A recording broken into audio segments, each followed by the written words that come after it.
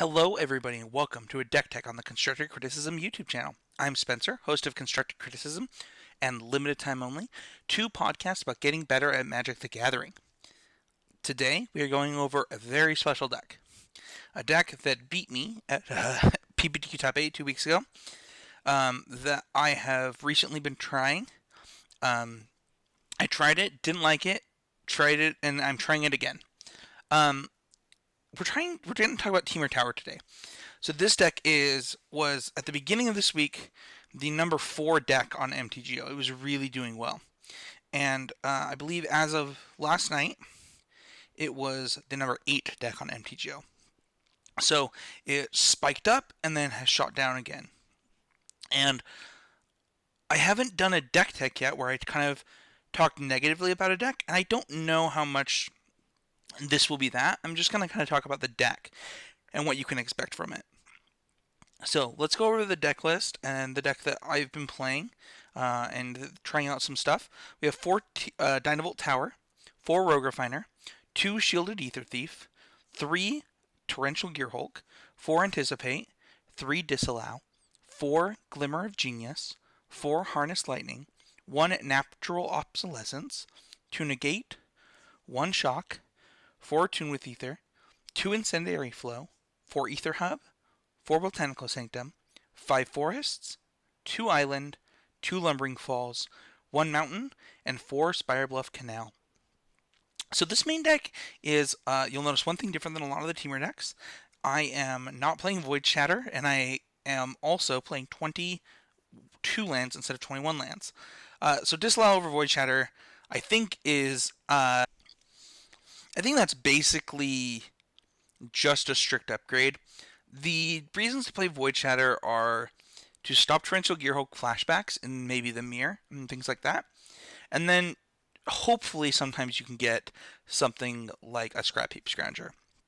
And I think Disallow just has way more applications, stopping Planeswalker ultimates, stopping Planeswalker activations, killing Evolving Wilds, whatever it is, there's just way more upside to playing Disallow than to Void Shatter, and that's why I made that switch. The other thing is, you mulligan way too many hands, I feel, when you don't have enough lands, and so for that reason I did go up the land to really help my mulligan situation, just cutting the 3rd Shielded Aether Thief. You cut Shielded Aether Thief in many matchups anyway, so I felt like just having one less in the deck was totally okay. It hurt your aggro matchup a little bit, but honestly those matchups are usually pretty good for you. Now let's talk about the deck and what it does. So the deck's main win condition is obviously Dynavolt Tower. It's going to be your card advantage engine, it's going to be your source of damage to the face, and you really want to get multiple Dynavolt Towers in play. The deck filters through itself by playing Rogue Refiner to set up a block, as well as dig you deeper through your deck, as well as Glimmer of Genius, and then Shielded Aether Thief as a recurring card draw as well. And the deck draws a lot of cards, It's actually really fun to play this deck. I would say this deck is one of the more fun decks I've played in a long, long time. And the deck is honestly just really sweet. I mean, who doesn't want to play a deck with 4 Anticipates, a card that draws you, a 0-4 that draws you multiple cards while blocking, and, like Rogue Refiner and then recurring damage with Dynavolt Tower. Everybody should want to play that. That's super fun. And then you back it all up with Disallows and Negates and different counterspells. And it's a really fun experience. That's kind of where I stop on the positivity, though.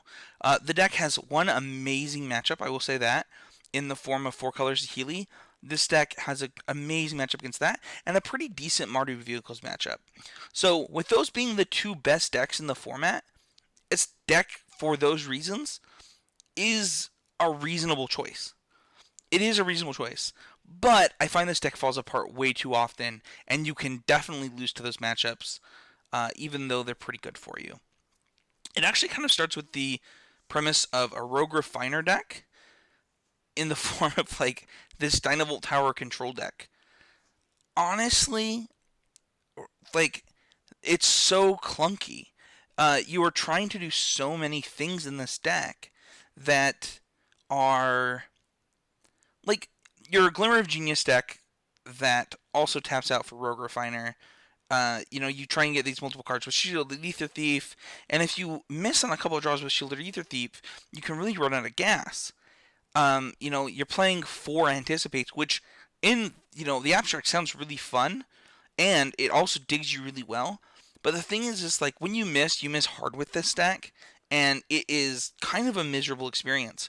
The thing is like, well, your 22 land deck with 4 Attune with Ethers, you're really closer to like a real control deck with real lands, and your Attune with Ethers are basically tap lands. But the thing is if your opening hand has that one of Mountain instead of one of your green lands, you're in big trouble. You actually just can't keep that hand, so you mulligan a lot with the deck.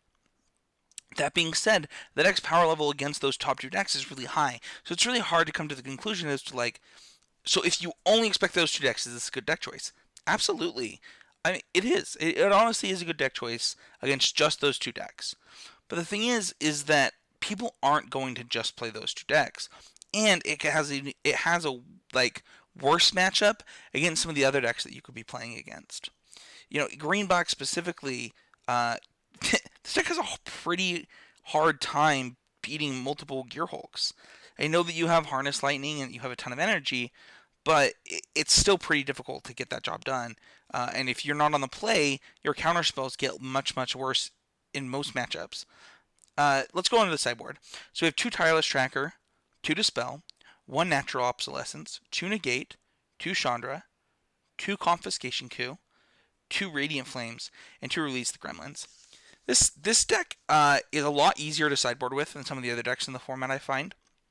You'll easily be able to see which cards you need to take out, which cards you want to bring in, and that's a big benefit to a deck. Honestly, if there's one thing that I enjoyed a lot about this deck, it is how easy this deck is to sideboard with, because you know exactly what you want to take out, where you can trim, things like that.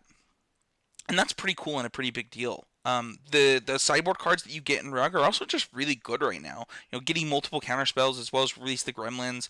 You could play all kinds of different things in different spots. Instead of Chandra, you could play Dragonmaster Outcast, or you could play you could play Rogue, not Rogue Refiner, Wooler Virtuoso, to really beat up on those decks that are trying to board out stuff against you in the form of sweepers and stuff like that. So the deck has a lot of sideboard options, and that is a huge boon to the deck. Now let's talk about the clunkiness that we mentioned earlier. So in this deck, Rogue Refiner is awkward. And you might think, like, why is it awkward? You just, like, play it and draw a card. But the thing is if you get behind on board with this deck and don't have a tower, or if you get behind this with this deck and don't have, something can kill things like a Harness Lightning or Obsolescence right off the bat in the form of those large creatures like Gearhulks, you can be in really big trouble. I often find the games that I'm winning at 3 life, or at 1 life, or at 5 life. And it's funny, a lot of people think that's a boon to a deck. We had a comment in our Facebook group that maybe he wasn't saying it was a boon to the deck. That's probably not true. But he talked about about that. And when I won games at those life totals in the store, people talked about how well I played. And in my head, I was thinking, well, actually, I gave you 11 draw steps and you didn't draw out of it. I just got extremely lucky and drew the right cards. And the thing is that this deck is very good at drawing its outs. With 4 Glimmer of Genius, 4 Anticipates, Torrential Gearhulks to bring them back, Shielded Ether Thief, and Rogue Refiner. Like I said, you're going to draw a lot of cards, and that's the power behind the deck.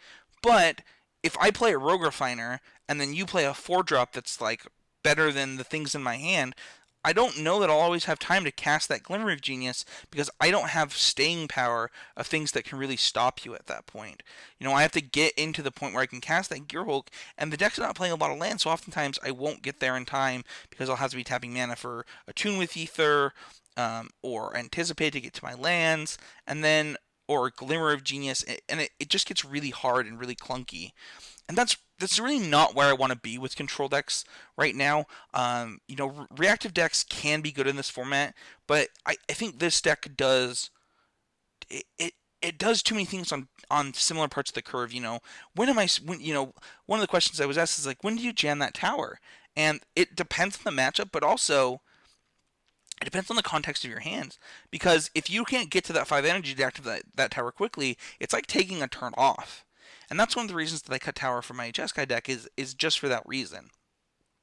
So overall, my opinion of this deck right now, and what I would tell you is, yes, it is viable. It is something that you can play, but honestly, it's pretty clunky, and it's something that you would want to think about before taking it into an event with maybe a lot of Jund aggro or a lot of green black.